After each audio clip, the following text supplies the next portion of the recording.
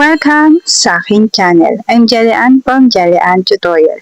Kung bago ka pa lang sa aking channel, tingin naman dyan na subscribe. Hit mo na rin ang bell button para updated ka sa mga susunod ko pang i-upload. Hello mga ka-Jelly, for today's video about edit naman ang ating topic for Valentine. Ayan. So ganito ba yung mga gusto nyong picture ngayong Valentine? Madali lang yan i-edit.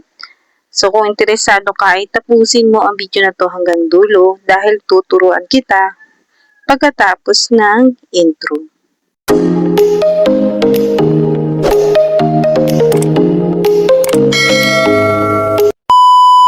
So una, pupunta tayo sa ating Google Chrome, magsa-search tayo dito ng Gemini AI at ito nga yung unang lalabas ang itatap natin dyan. Sa Gemini AI pa rin po tayo mag-e-edit nitong picture ng pang-Valentine kasi po libre lang dito, walang bayad. Pag na-open mo, wait mo lang mag-loading yan at pag ganyan na, dito sa baba, i-paste mo yung prompt na kailangan para makapag-generate tayo ng ganong picture. Itap itong plus sign and then upload files and media picker. Kung hindi media picker ang nakalagay sa inyong cellphone ay photos po. Basta mapupunta po kayo sa inyong gallery at pumili po kayo ng picture nyo. Yung prompt na ginamit ko, lalagay ko sa comment section at sa description box para po makopy ninyo. Tapos wait nyo lang mag-loading yung picture. Pag okay na, pindutin natin itong send sa baba para mag-generate na yan.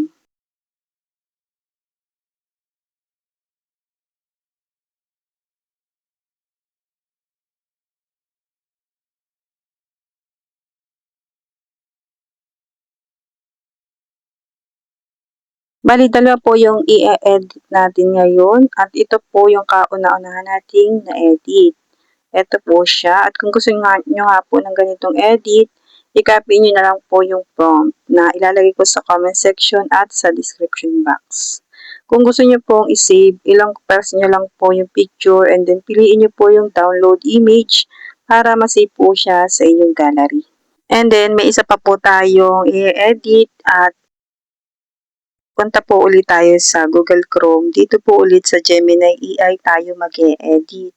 So, yan. Tap lang natin. And then, wait lang natin siya mag-loading. Dito sa Ask Gemini, ipipaste natin yung prompt na kailangan para makapag-generate tayo. And then, pindutin yung plus sign, upload files, and media picker. Tapos, pumili nga tayo ng picture. So, kung hindi nyo kamukha yung naging resulta, pwede nyo pong palitan ng iba nyong picture kasi depende po sa picture ang resulta ng edit dito kay Gemini AI. Ganun lang po ulit. Wait lang natin mag-loading yung picture. Ayan siya. So, yung picture ko ulit na kinuha kanina ay gayon po ulit yung nilagay ko. And then, sinend ko lang po para mag-generate po yan. Tapos, hindi ko na nga po pinalitan yung picture na nilagay ko dyan. Yung pa rin kasi nga kahawig or kamukha ko naman yung na-generate ni Gemini AI. At wait lang nga natin mag-loading yan. At ayan na siya. Madali lang mag-edit. Ito na agad yung resulta. Ito po yung pangalawang edit natin. At ganun lang po ulit. Ilang press lang natin. Piliin ang download image para masave po siya sa ating gallery. Kung ayaw niyo naman po ng bonggang-bonggang damit, pwede niyo pong i-chat dito sa baba. Change another style, dresses, simple. Ayan. Pwede namang ilagay nyo kung anong gusto nyong suot. At kung nailagay nyo na, pindutin nyo lang yung send. Tapos, wait nyo lang ulit mag-generate dyan.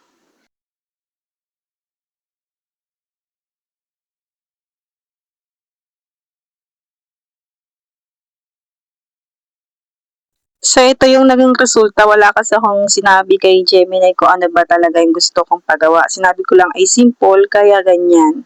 Medyo binawasan lang niya yung haba ng damit. So, dito, pindutin lang natin yan para lumabas yung lapis. And then, baguhin natin. Alisin natin yung simple. Tapos, pindutin natin yung update para mag-generate ulit yan. So, dito, si Gemini na bahala mamili ng suot ko dyan kasi nga wala naman akong nilagay kung ano ba talaga yung pinakang gusto kong damit. At ito yung binigay niya. So, ganun lang mag-edit dito sa Gemini AI. Ilang press lang natin para ma-save po Masave po siya sa ating gallery. Piliin lang po natin yung download image. Ano? Sana naintindihan niyo po ang aking tutorial for today at kung hindi niyo po makopy yung prompt sa comment section at sa description box, pwede niyo po akong i-PM dito sa aking Facebook page para ma-send ko po sa messenger yung prompt na ginamit ko dito.